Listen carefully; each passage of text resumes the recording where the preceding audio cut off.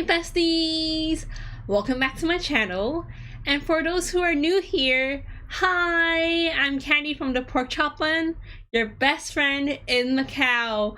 And I just want to say a big hi! Hi Zach! Hi everyone who's in the chat right now. I know it's been a week since I did my live stream and I just totally missed you guys. As you can tell, I'm a little bit sick. I'm still recovering, but thank God that my throat is okay, that I can do my live stream. And yeah, I'm so happy to be here today. Just want to quick say hi to everyone. Hello there. Hi Zach, how are you doing? And on my live streams, I talk about things that people would like to know more about Macau. And this also gives me a chance to show people how cool Macau really is. And for today's live stream is a pretty special live stream because I'll be going over the most disturbing cases in Macau. Like it's kind of scary to the fact that it might make your skin crawl a bit. So if you're interested to hear more about it, stay in this live stream and we'll unravel the case together. And I just want to say hi Raymond, hi, welcome to the live stream. And so Macau, as all of you know, is like an Asia's Las Vegas, is a touristy area, so a lot of people come and go in Macau, and there's going to be really interesting stories about like casinos and resorts. And I'm going to go over like one of the most disturbing cases in Macau. Like everyone, the locals, everyone in Macau has heard about it. It is called the Eight Immortals Restaurant Murders. I'm not sure if you guys have heard about it before, let me know in the chats. It is pretty scary. Like I actually did some research about it so I can know more about the story. So Eight Immortals Restaurant Murders is known as the Pork Bun Murders. Okay, I just want to make it clear. It's not the Porkchop Bun, it's Pork Bun. And it happened on August 4th, 1985 on an evening. So that is around 36 years ago. Like the case is even older than me. And so basically we start with our main character. His name is Huang Ji-hang, and he is a Macanese gambler, and the whole premise of the story is that he murdered a family of 10 in their restaurant because of the family failed to repay the gambling debts. And the family was ranging from 7 to 70 years old. So basically, literally, the whole family was murdered in one night. It's so scary, right? I mean, really, it's pretty it's pretty crazy just to think about it. And the Eight Immortals restaurant was a Chinese restaurant connected to the Eight Immortals Hotel, and it was owned and operated by another person called Zhang Lin. So this is the victim, and he is basically a former street hawker who moved his business from a stand into a formal restaurant in the 1960s. And just a quick background with the victim. So Zhang Lin was originally a roast meat hawker, and he got the help from the market and borrowed money to let him open a restaurant.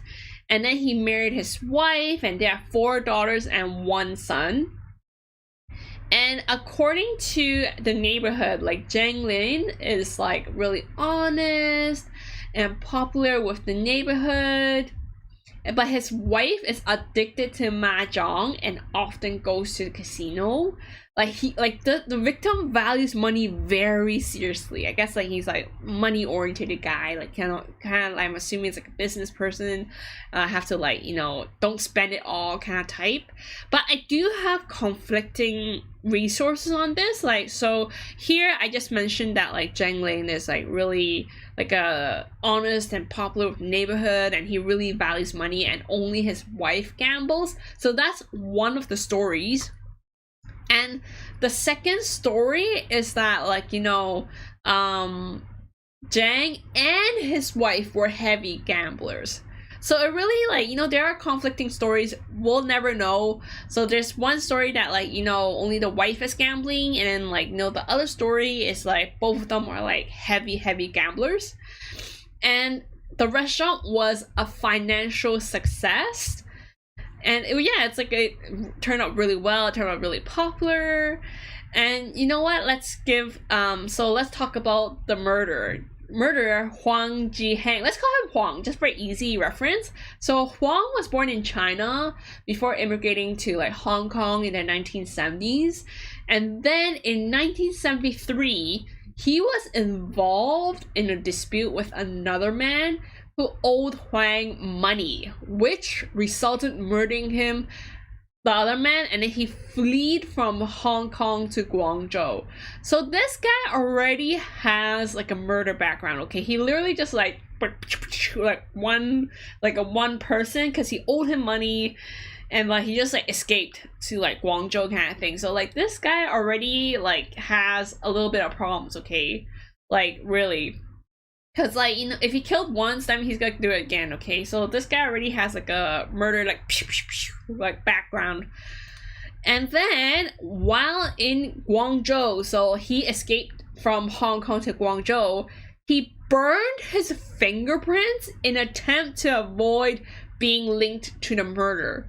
So I don't know, would burning the fingerprints actually work to hide everything? I really wonder, like, you know, I don't know, like, if you just burn it, does it really, like, I know like skin grows, right? Can you imagine? It hurts, like all 10 of your fingertips actually get burned, like, you know what I'm saying?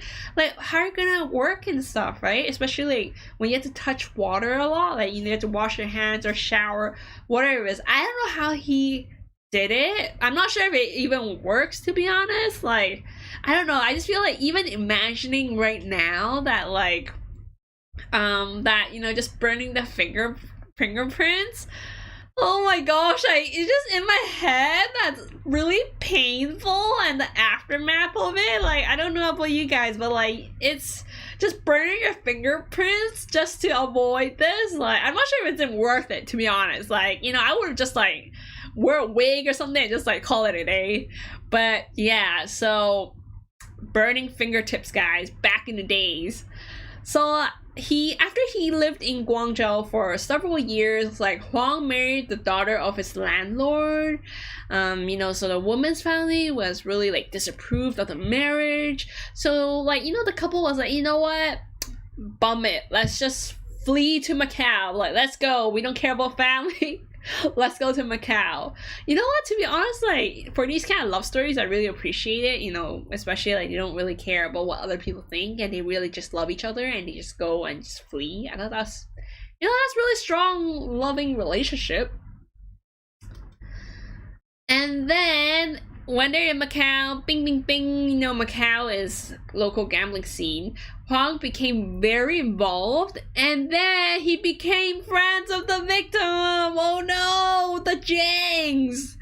He was around 50 years old at the time, and you know, as I mentioned previously, this guy already has some issues, okay? Like, he was around 50 years old. Like, and he has so much strength, I don't know. And then during one evening of gambling, so you know, he probably gambled in like 1984, the Huang and Jang became involved in a series of high stakes bets against each other. So I do understand, because you know, for addiction, for gambling addiction, it gives you that sort of high, if that makes sense. Like, you're like, oh, I just want to keep going, I just want to keep going, and there's that if I win this game, if I win the money back, if blah da da da da, you know what I'm saying? So gambling can be really addicting, okay? Like, I kind of do understand it. I don't gamble personally, but like, you know, I played those crawl games like a while back, and man, it's so addicting. Like, I was literally like so intense playing those, like, you know, those crawl games just to get a plushie. I'm like, so close getting a plushie, oh my gosh. And then so I become really intense when I play these kind of games, okay? So That's why don't take me to those crawl games, please. But anyways, it is addiction. It's a gambling addiction, so I do understand that. And in the end, Huang won 108. Wait, how do you say it? 180,000 MOP, which is equivalent to 20,000 USD from Zhang and his wife. Yo, 20,000 USD and 180,000 MOP at that time. So this was 30 years ago, like 36 years ago, and it's that kind of money. That's quite a lot, actually. So imagine, like, maybe that's like the price of an apartment, maybe, or maybe more than that. It's just, yeah, it's a lot of money. And the Zhangs were unable to pay the debt, so a verbal agreement was made that like Zhang family would give their restaurant to Huang if the debts were not repaid within 1 year. Which makes sense, right? Because, you know, like, I don't have money to pay, I don't have anything I can do, I'll just give you my most successful restaurant. So imagine, so if it's 180,000 at that time, and I'm gonna give you my famous good running business restaurant to them, that's the amount of money. That's quite a lot of money. So Huang eventually agreed. However, even after frequent visits and reminders from Huang, the Zhangs have failed to repay their debt after 1 year. Can you imagine? Like, Huang was just like, hello, excuse me, my debt, hello guys. You know, like, you know, you're owing me money, like, hello. Can you imagine just every day if someone just comes to your house like that and bothers you like that? I'll just be like, I can't. But yeah, it's just like literally like, imagine like just literally just knocking on the door like, yo, give me money, give me money, give me money, man, give me money. You know, just knock. Yeah, I mean, I will say, because, you know, I think gamblers, they have this mindset, right? They have this really, like, you know, they just want that money. They're like, oh, I want the money kind of thing, right? Yeah, so the Zhangs had just really, they couldn't, you know, they couldn't just pay their debt after 1 year. And apparently the Zhangs had also continued to lose money. Oh my gosh! Why are you still gambling away? Oh my gosh, the outcome. Yeah, so I don't know. Would you gamble? Like, you know, if you already lost the bet and you're giving the restaurant to the other person, like, would you still gamble? I'm just curious. Like, I don't know if I would. I mean, I do understand, like, the, you know, the mentality behind it, because you just kind of like, man, I just want to get the whole money back, right? And then, but either Juan has a really good, like, hand, like, he's really lucky hand, or he just knows how to play the game a lot better. I don't know which one it is. Maybe both. Maybe, you know, maybe he's just really lucky, or maybe he's just, like, you know, he's just really good at playing or gambling. But yeah, the Zhangs had continued to lose money. Oh my dear lord. And then, oh my gosh, and he owed a total of 600,000 patak.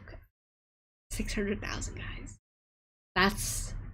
I think that's what, almost triple the amount since I mentioned in the previous. It was like, before it was 180,000, right? So it's like tripling the amount of the debt. What? So that's like around 75,000 USD. So 600,000 patakas. Like, what can you buy with that? Like, I know this 30 years ago. Also, obviously, I'm assuming that 600,000 patakas you can like buy like a apartment. You know, like apartment in Macao already. And then right now, if you use 600,000 patakas, you can only pay like a down payment for a Macau apartment. Oh my gosh, that 30-year difference. Oh, if I lived 30 years ago. So the event took place on the night of August 4th, 1985, and 9 members of the Jang family were busy inside the restaurant. Like they were probably like cooking, like cooking, chop, chop, chop, chop, chop, ready for like restaurant. But then somehow they just closed earlier that evening. You know, they just closed earlier. And then even in the evening, like an angry like Huang entered the restaurant, like boom, boom, boom, boom, boom, and just like demanded the Jangs to pay him like 30,000 patakas. And then later he claimed that he dropped to 20,000 patakas. He's probably like, give me money, right? Like, yeah. So it's like, give me money, and then he was like, give me 30,000, like that. And then this guy is like 50 years old, let me remind you. And then he just like, apparently he was like, okay, you know what, you can't give me that money, I'll drop to 20,000, you know. So and then he grew increasingly agitated when Jang refused to give him the restaurant. He's probably like, what the bomb going on here? Like, you promised me the restaurant and you ain't giving it to me, and you owe me that restaurant like $300,000 now. What the heck, kind of thing, right? They're just kind of like, I can feel his anger, you know, like, well, yo, where's my money, man? So basically what he did was that he just broke like a beer bottle, and it was like probably like, you know, just pretend it's like the beer bottle, like, and like, oh, like, yo, like, what the fuck? And he was just like using the jagged glass, and it just remained as a weapon. I see that on a lot of like TVB dramas, or like just like Cantonese drama. TV drama, basically they like, you know, like break the beer bottle and actually use it as like a weapon. I'm not okay. I don't want to try it out, but like, I've seen it in a lot of movies. I guess it actually works. And then he took the son as a hostage, but then one of the family members like broke free and started to scream. Like, he brought, oh my gosh. And then like Huang was like, no girl, you ain't leaving, or no guy, you ain't leaving, and just stabbed her neck like right here with his weapon. And then Huang then proceeded to kill 9 members of the family. 9, like straight 9, either by like strangulation, like, or like just like, you know, with the bottle kind of thing, right? I mean, can you imagine? Like, he's 50 years old, guys, and like there's like what, 9 people in there, and 9, I don't know, I don't know, to me it's like 9 versus 1. Like, couldn't they do something about it? You know, I might be wrong. Maybe they do have some information that like they're tied up and stuff, but I don't know. 9 people, and this one guy who's 50 years old literally just like killed everyone. Like just like hit, like, you know, just like GG all of them, like all of them. 9, all 9, and I think there's like 3 or 4 of them are adults and the rest are kids. Oh, I mean, it's such a sad story. Like, I don't know, like, this guy's 50. Like, even for me, I'm like 20 something right now, and it's like, I don't even have that much energy anymore. I'm just so chill. Like, I just don't have that energy to like, you know, do everything. And like, I'm not saying I'm gonna be like murdering anyone, but I'm just saying, like, I don't know, I'm just too much for me. I would just chill and just run. I think that's what I would do. I would just run. So then he briefly left the restaurant to lure one of the victim sisters to the restaurant, where he then killed her. Oh my gosh, poor sister. I bet she didn't know what was happening, and then she's just literally just like, whoa, what's going on? And literally like killed her also. Oh my, I feel so bad for everyone, like, you know, especially with the sister that, like, you know, she came in late to the party and she was like, what's going on, and just get like murdered, man. And then he dismembered the bodies over the course of 8 hours and then wrapped them in black plastic trash bags, which he then dumped in the ocean or threw it into dumpsters. 8 hours, everyone, okay? Like, he killed like 10 people, right? So 8 hours, and he just literally like continue just just like cut everyone up for 8 hours. Yeah, and he's 50, everyone. I don't know how like 50-year-old can have so much like power, like for me, I'm like 20 something. I'm just even for me, I can't run, to be very honest with everyone here. Like, I cannot run. My running is so bad that I'm huffing and puffing within 5 minutes, and literally this guy just like killing everyone, and just like cutting everyone up within 8 hours. And then he even threw them in the ocean or threw into dumpsters. So I'm assuming there's put one bag here, one bag there, and then one bag on the other side. You know what I'm saying? Yeah. Well, I just want to see in the comments. So hi Anson. I'm doing a lot better than I imagined. Thanks for asking. Welcome to my live stream. Okay, so back to the story. So afterwards, he cleaned this restaurant. He cleaned the restaurant. He had time to clean the restaurant. What? I guess it makes sense in a way, but so much work. You like 8 hours of like the bodies already, and then like he still cleaned up the rest. Like, this is all by himself, by the way. Like, he didn't have any help doing this at all. Okay, he doesn't have any help at all. And then he got some money, and then he got a safe key from like the victim's corpse, and then left the restaurant. And he chose to stay the night at the victim's nearby residence. I'm not sure about you. If I did all these kind of work, I would just flee and maybe burn my fingertips again and just like, go somewhere else. Fly. I mean, not fly, but like swim, or like, back then they're really popular with swimming to places, right? Like fleeing, they just like swim. I don't know why this guy will live nearby the residence. That makes, I don't know. I think this guy has like a really strong mentality.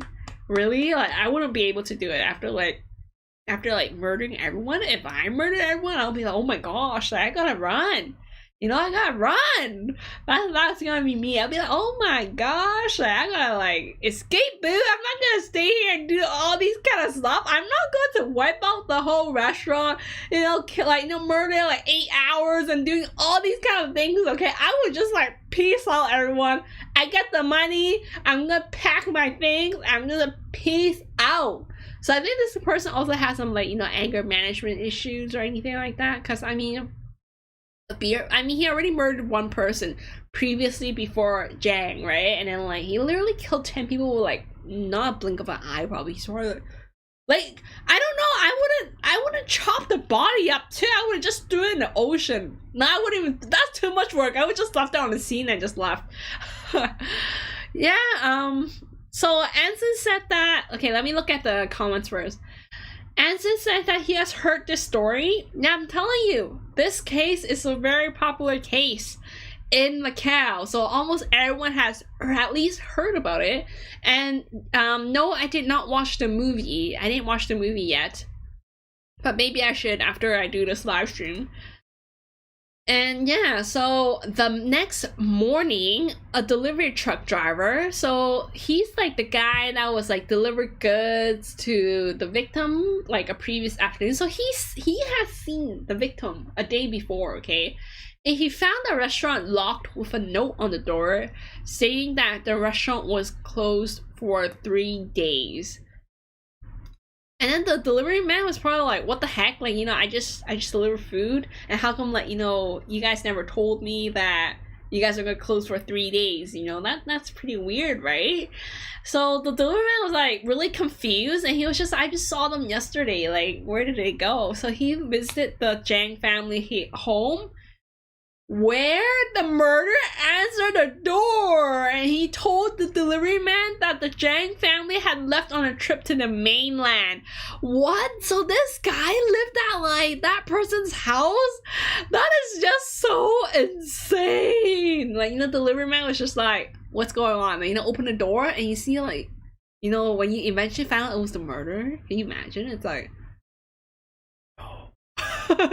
What's going on? Like, you know, and especially I've opened it. Okay, imagine you go to a friend's house, right? And then you open the door and it's not your friend. And you don't even know this person and it's not their family or whatever it is. Like, you're just kind of like, what's going on here, right? Like, you just saw your friend yesterday and the next day it's like someone else and your friend never told you that they moved or anything, right?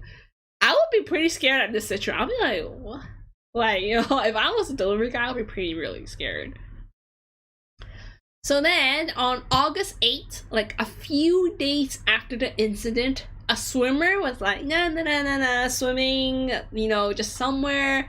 And then he found like 8 pieces of human limbs at like Black Sand Beach in Kolowan. Like, okay, so basically in the beginning, it was originally theorized that, like, you know, maybe a group of illegal immigrants from mainland China had their refugee boat capsized and was like torn and eaten by sharks. Okay, so that's what I'm telling you. Back then, a lot of people swim over. Like, I think, you know, I've heard some stories that like they literally just swim over from China to Macau just to like, you know, just to escape. But an examination of the limbs revealed that a precise cuts have been used to sever them, so they can tell it's like a really clean cut. And this finding prompted a police investigation and a search for a potential missing person. So really, like, this finding was like, oh my dun, okay, there's something wrong with the bodies, and we gotta search them out. And then over the next few days, the forensics determined that the limbs belonged to at least 4 separate people. So it's 4 right souls. That's what they found out. It was, oh damn, it's actually like 4 people that got killed. And it was like a furthermore, there's like 3 body parts that was found on like Macau's beaches over the following week. So over the following week, they found like, you know, the Zhang's family's like body parts, right? So a lot of body parts here and there. And eventually, the Macau police were able to discover that the severed limbs belonged to the Zhang family, who were reported missing by relatives. Oh, I wonder how come they didn't connect that in the beginning. Like, it took a week now, just to find that out, right? Like, so it literally took 1 week to figure it out that, like, you know, that if the Zhang family was missing. So I thought that was kind of like, oh, I'm kind of surprised actually that they didn't connect the dots earlier. Like, I would have done earlier that, like, oh hey, like, who's missing? Oh, okay, we found them, kind of thing, right? So in the meantime, Huang had reopened and continued to operate the restaurant, and this was considered unusual because everyone knew that he was an associate with the Zhang family. Like, so he, like, a lot of people knew that, like, you know, they were good friends with the family, and was like in possession of the restaurant's ownership documents. Yeah, I mean, like, I'm surprised that the police didn't think of Huang right away. And it's so unusual. I know, that's why it's called the Pork Bun murders, right? Because, like, they just found it odd that he just continued to operate the restaurant, like nothing just happened, and just literally took over the restaurant. And it was like, no problem, everyone, you know, we're chill, you know, I'm going to continue to do my restaurant, you know, nothing was out of ordinary. Yeah, so the Macau police grew really suspicious of the Huang's activities and began to investigate him. Well, no bum, really. Like, I would investigate him first. I don't know what took the police so long. And then when they searched like Huang's bank holdings, like I guess, like, you know, what do you call it, those box in like the banks, they found documents belonging to Zhang and student ID cards belonging to the missing Zhang's children. Oh damn. So literally, like, I don't know, would you put it in a bank also? Is that a good place to put like the documents? I would just burn them. I would just, like, you know, make sure, you know how like TVB or like Hong Kong dramas, like, you know, when they accidentally murder someone, whatever it is, they literally take off their shirt, whatever it is, and just like burn them in their trash can. I don't know why you want to keep the ID cards. I guess for future I guess he was thinking like more in the future kind of thing. He's probably like, oh, let me write the letters to like the school, whatever it is, da da da. I don't know. I would just get rid of it right away, okay? I'm those people that's like, oh my gosh. I'll be so shocked. I'll be like, yo, what do I do now? I will literally burn everything up. I'm not saying that I'm gonna murder anyone, but like, you know, for me, I would just like, make it like, burn everything up, burn the whole restaurant, and just leave. That'll be me. That's my type of person, okay? I'm not type that like, oh my god, gotta hide my ashes, hide my traces, hide everything, you know what I'm saying? So, the murderer, Huang, he attempted to flee Macau to China, but he was caught and arrested on September 28, 1986. And he was charged with the murder of all 10 members of the former owners and resulted in the urban legend that he had baked his victims into pork buns. So everyone here, this is how the urban legend of pork buns is, okay?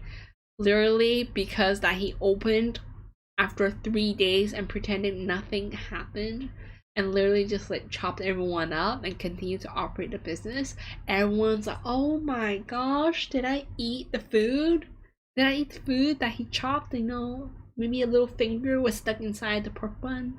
You know what I'm saying? So that's why like it's like it became like an urban legend. Like everyone, even when I was a kid, I did hear about this story, but like details I wasn't too sure. Like, you know, I maybe like actually believed it that he baked his victims into pork buns. But you know, after researching for this topic, I realized, oh, that's not really what happened. It is a really urban legend that people were like, oh my gosh, you know, he opened the restaurant after 3 days, there's something really happened, yeah. So that's where the pork bun story is really all about. And then afterwards, so they caught Huang, right? So Huang was attacked in prison by another inmate the day after his conviction. And then he was sent to the hospital where he attempted to escape without success. So this guy is like planning to flee again, and then he's like, he probably like, you know, make sure to like, okay, let's flee. So I'm not sure, like a lot of people flee from the hospital, and now I realize, like even in TV dramas too, a lot of people just flee from the hospital. I guess the hospital is really easy to escape. And then he attempted suicide twice by like slicing his wrist on a trash can lid. Wow, I didn't know you can do that actually. Like, wow, the trash can lid's pretty intense. Like, it's very sharp, I'm assuming then, right? Trash can lid. Oh, wow.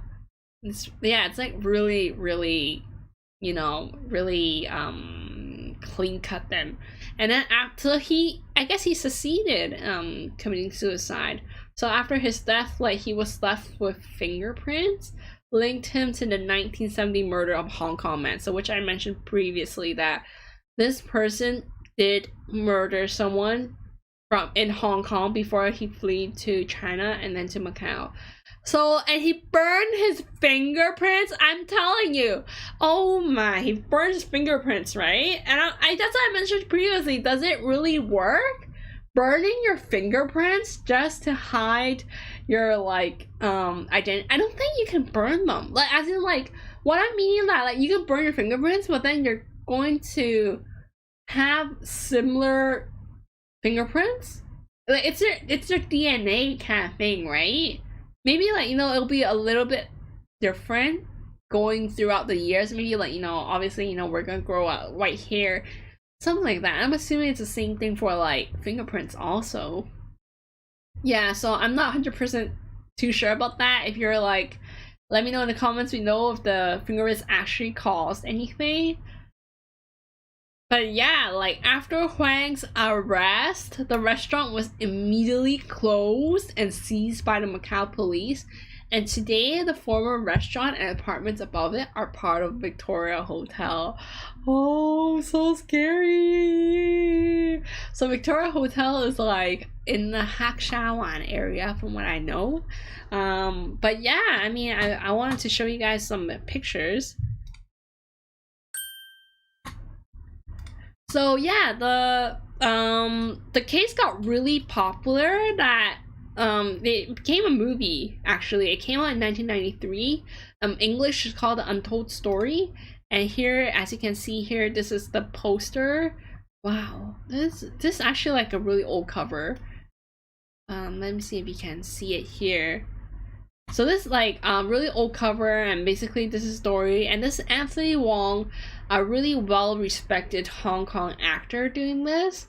And yeah, so basically like it's, I think English is called Untold Story, and look at the pork buns here. And yeah, so basically that's, I never watched the movie, but the case was so popular that it became a movie.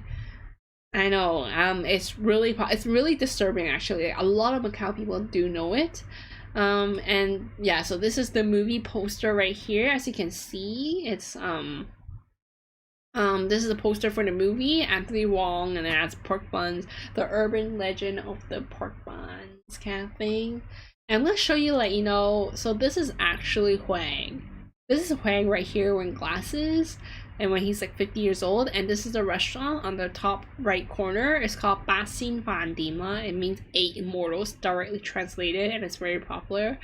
So, and then I just want to show you that this is the Victorian Hotel right now. So this Victorian Hotel at like Hak Sha Wan, I personally never been before, but apparently like what my friend told me that like there's this shop, or like, what do you call it? Yeah, I would say it's a shop or a restaurant that's been closed for all these years, but it's not even related to the case, but a lot of people think it's that restaurant. Yeah, I mean, you kill 10 people, it's really hard to sell, right? It's really hard to rent. Unless you don't know about the urban legend, right? But if you know about the urban legend, I don't think I would rent there. But yeah, so it's now Victorian restaurant. And then, so this right here, give me a second. So this is the 10 people. Let me see. Oh, can I zoom in? Give me a second. Okay, so we gotta zoom in. Okay, this is probably on the top right corner. That's like the Jang, and the wife is like, you know, beside Jang, and there's, oh my gosh, and look at all these kids. 1, 2, 3, 4, 5. Oh my god, this little kids are only 7 probably. Oh my god, I feel really bad. Like, oh my god, it's just so young, and then his life got taken away. This is probably the sister. Third from the top is probably the sister, and the last 2 is probably like, you know, the grandma, grandpa of the family. Oh my gosh, I feel so sad after seeing this. You know, it's been such an unfortunate case that, you know, nobody can be stopped. You know, as someone who really believes that, you know, we take time to chill and all these things, right? It's such an unfortunate story. But you know, in Macau, this is what it is. It's gambling addiction. I think the only thing that we're really lucky is that Macau is not what do you call it, drugs. Like, drugs is not super heavy in Macau. Like Macau government makes it really strict with drugs, which is really good, I would say, especially if you want to grow up in this casino kind of environment, you know, keeping it healthy with the community and stuff. That's like really important. But yeah, I mean, that's it for the story, everyone. I just want to say, you know, thank you for listening. I mean, I hope that this is my first time talking about a case in Macau, and if you're interested to know more about it, you know, let me know so I can do a series about it. Or if there's anything you want to know more about Macau that I should know, you know, just let me know. I would love to know what do you guys prefer, right? I'm still testing out with my live stream things. But yeah, I hope you guys like my room. My room is like, you know, I tried to do it differently. I quite like this kind of vibe so far. You know, I do my lights at the back that's like shining, and also, like, you know, my plushies that's with me. Yeah, I hope you guys like the room so far. I mean, it's really cozy vibes. That's what I'm really going for, like a really cozy vibe kind of thing. And yeah, That's what I'm really going for my live streams. Just super cozy vibes. And I just want to say, like, you know, remember to dress warmly. Like, I know that, oh my gosh, today was so cold. I was freezing, and I had to ask my mom to bring me like a scarf and a jacket. I couldn't. Like, I was wearing like something inside already, my clothes, and I just like, yo, I need to wear more, okay? It's been kind of cold, but yeah. I just wanna say a big thank you for everyone who's joined my live stream for today, and I hope that you really enjoy this case, like Macao disturbing cases. Let me know in the comments below if you would like to see more of these kind of content. And I'm just so happy that, thank you for everyone for joining me today. Thank you for all my new subscribers. And if you want to know more about Macao, remember to subscribe to my channel. And I'll see you next week at 9:30. Next Monday at 9:30. This is Candy from the Porkchop Bun, your best friend in Macao. Bye guys! Bye